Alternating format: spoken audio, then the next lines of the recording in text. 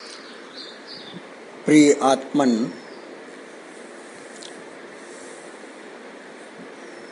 कल जन्माष्टमी, कहीं कहीं आज जन्माष्टमी, कहीं कहीं कल भी जन्माष्टमी होगी। यह अद्भुत देश है अपना, और अद्भुत इस अर्थ में नहीं कि हमारे देश में कोई बड़ी ऐसी बात है जो समझ में नहीं आती। सामान्य रूप से अगर भावनाओं और विचारों का सामंजस्य करके आप बैठें तो ऐसा लगता है कि भारतवर्ष की परंपराएं बड़े विवेक पूर्वक तैयार की गई हैं। पर्व, तिथियां, और जो हमारे ऋषि थे जिनको कई बार हमने अनुसंधान करता कहा है, आज की भाषा में रिसर्चर्स, उनके जो अनुसंधान थे पूर्णता के स्तर को स्पर्श करते थे, और जो उन्होंने व्यवस्थित व्यवस्था दी वह पीढ़ियों तक समाप्त न हो रही है और प्रलय काल तक होनी भी नहीं चाहिए। और प्रलय के उपरांत आज जिस पर प्रलय विस्मित मैं लगाती चल रही नित मोतियों की हाट और चिनगारियों का एक मेला, पंथ होने दो अपरिचित प्राण रहने दो अकेला। महादेव जी की कुछ उद्भावना इस प्रकार की, आज जिस पर प्रलय विस्मित, प्रलय का हम कोशार्थ निकालते हैं कि प्रकृष्ट रूपेण लयः इति प्रलयः, बहुत अच्छी प्रकार से लय हो जाए, विलीन हो जाए। भूमि ही आपः अनलः वायुः खं मनो बुद्धिरेव च अहंकार इतीयं में भिन्ना प्रकृतिरष्टधा। प्रारंभ होता है सूक्ष्म से स्थूल की ओर, और इसका फिर अवसान होता है स्थूल से सूक्ष्म की ओर। ये सूक्ष्म से स्थूल, फिर स्थूल से सूक्ष्म, सूक्ष्म से स्थूल अवतरण हुआ, और स्थूल से सूक्ष्म उद्धरण हुआ, अवतार उद्धार। ये अद्भुत प्रकार का देश, जिनको समझ में नहीं आता वो सचमुच में बेचारे हैं, और जिनको समझ में आता है वह इस भारत और भारतीयता का अभिनंदन करते हैं, वंदन करते हैं। कृष्ण जन्माष्टमी कल भी थी, कृष्ण जन्माष्टमी आज भी है, कृष्ण जन्माष्टमी कल भी होगी, और तीनों मान्य हैं। कहा स्मारतों की है, ये वैष्णवों की है, और ये उनकी है जो मानते हैं कि जिस समय रोहिणी लगेगी, चाहे जिस समय लगे।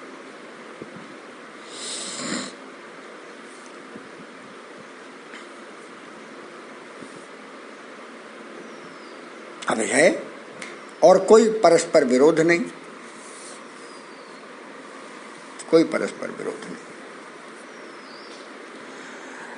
अब आजकल टेलीविजन के पर्दे बहुत कुछ हम लोगों का मार्गदर्शन कर देते हैं। टेलीविजन के पर्दों में एक चीज इस समय स्थायी रूप से चल रही है, सुशांत मर्डर केस अथवा सुशांत आत्महत्या केस। ये भी एक विचित्र स्थिति है, और बीच बीच में कुछ और चीजें आ जाती हैं। राहत इंदौरी जी नहीं रहे, इंदौर में रहते थे। मैं एक बार इंदौर गया था, हमारे प्रदीप जी ने उनकी चर्चा की थी। शायर थे, शायराना अंदाज होता है, अंदाज भी रहा होगा, मैं तो कभी मिला नहीं उनसे। देखा जरूर कभी एक आध बार ऐसे ही तस्वीरों में, शायराना अंदाज, एक बात को खोपड़ी झटक कर इधर से उधर उधर से उधर ऐसे भाव व्यक्त करना, अंदाज है।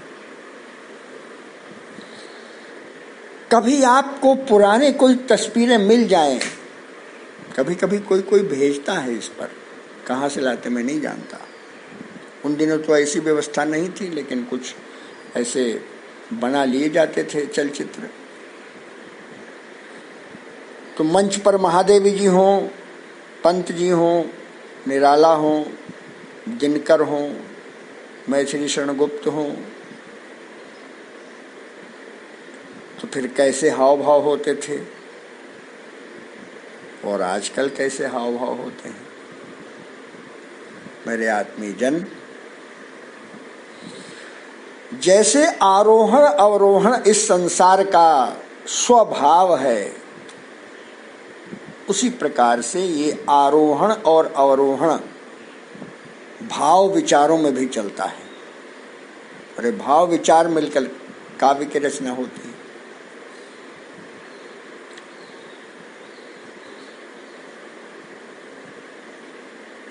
काव्यम यशसे अर्थकृते शिवेतर क्षतये, शिवेतर क्षतये, शिवेतर क्षतये, काव्यम यशसे अर्थकृते।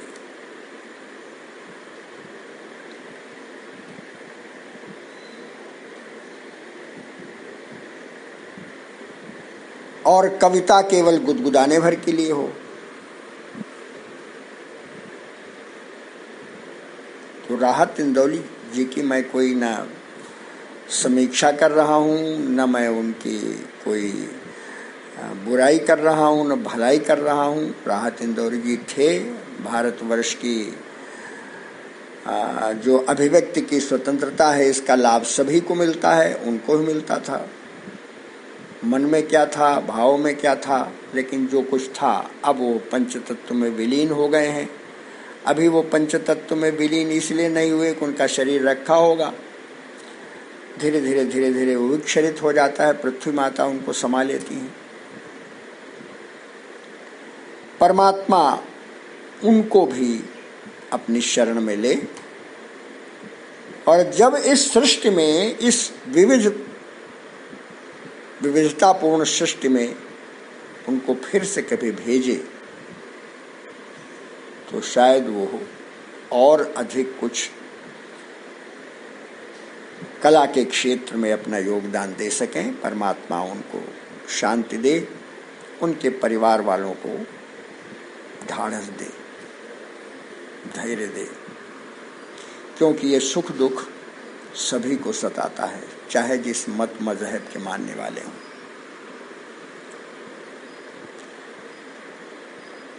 कल कुछ रात में यूं ही बैठे बैठे क्यों कैसे आया, अपने साथ भी होता है, आपके साथ होता होगा, लेकिन कई बार आप लिखने में संकोच करते होंगे या सोचते होंगे लिख नहीं पाते। तो यूं ही मैंने लिखा, आप इसको भी सुनिए। क्यों भाव आया होगा, कैसे आया होगा, आपके साथ भी आता है, और बहुत मुश्किल नहीं है। क्या चाहता है व्यक्ति, जो व्यक्तित्व के साथ अपना उन्नयन करना चाहता है, वो व्यक्ति क्या सोचता है, जब आयु बढ़ जाती है, जब तक तन में प्राण है तब तक रहे उत्साह। बहुत बार ऐसा होता होगा ना कि शरीर कमजोर हो गया, अरे कहीं ऐसा न हो जाए, फिर क्या होगा, जब तक तन में प्राण है तब तक रहे उत्साह, तन सेवा हित किसी से रहे न कोई चाह। तन सेवा हित किसी से रहे न कोई चाह। और हे परमेश्वर दया निधि दो ऐसा वरदान। कौन सा वरदान? कभी न चाहूं किसी से तिल भर भी अनुदान, आजकल अनुदान बहुत चाहिए, इसमें अनुदान कितना है जो वापस नहीं होता। तो ये भाव क्या कहता है, हे परमेश्वर दया निधि दो ऐसा वरदान। कैसा वरदान, कभी न चाहूं किसी से तिल भर भी अनुदान। अबे भाव स्थिर हो जाए तो सचमुच में परमात्मा की कृपा है, और नहीं स्थिर होता तो कोई शिकायत नहीं, ये भाव भी रहना चाहिए। और फिर क्या लिख गया, धन की चाहत कहीं पर कहीं सुयश की चाह। अरे कुछ नहीं चाहिए तो मेरी इज्जत ही हो। और समझ न पाया आज तक मुझे कौन सी चाह, समझ न पाया आज तक मुझे कौन सी चाह, ये भी समझना बहुत मुश्किल है। कभी लगता है कि धन बहुत हो जाए, कभी लगता है यश बहुत हो जाए, कभी लगता है ये बहुत हो जाए, लेकिन क्या बहुत हो जाए स्थिरता से कुछ नहीं समझ में आता। सच सचमुच यह भी नहीं कि मुझे न कोई चाह, सच सचमुच यह भी नहीं कि मुझे न कोई चाह, लेकिन कब क्या चाहिए मिली न अब तक था, लेकिन कब क्या चाहिए मिली न अब तक था। चाहत इस संसार की कभी नहीं समरूप, और कभी कभी सुंदर सुकर और कभी विद्रूप। अब मैं चाहता तो समय लिखता चला जाता, लेकिन ऐसा अब मेरे साथ तो है, आपके साथ कैसा है, अरे छोड़ो हटाओ बस हो गया। ऐसा जीवन आपके साथ से लेकर आपके दूर तक जो साथ जुड़ने के लिए प्रयत्नशील है, अभी भी सक्रिय है, सचेष्ट है, आपको प्रेरित करने के लिए उद्यत है। इसलिए मेरे आत्मीय जन, फिर वही बात विवेकानंद की आती है जो कितने समय पूर्व यहाँ से चले गए, उठो जागो और लक्ष्य प्राप्ति तक रुको मत। ये बात ठीक है कि जो करता है परमात्मा करता है, और परमात्मा सब अच्छा ही करता है, लेकिन परमात्मा अगर मेरे अंदर विद्यमान है तो परमात्मा की ही ये योजना है कि जो कुछ हो रहा है उसका सकारात्मक पक्ष भी रहे। हमेशा निराशा निराशा निराशा, इससे क्या होता है कि अपना जो समय है ये वर्तमान, ये भी व्यर्थ चला जाता है। और यह समय व्यर्थ न जाए, इसलिए जो क्षण जैसा मिला है उसको आनंद स्वरूप मानकर उत्साह से सक्रिय होने की चेष्टा करें। बहुत बहुत आशीष, धन्यवाद।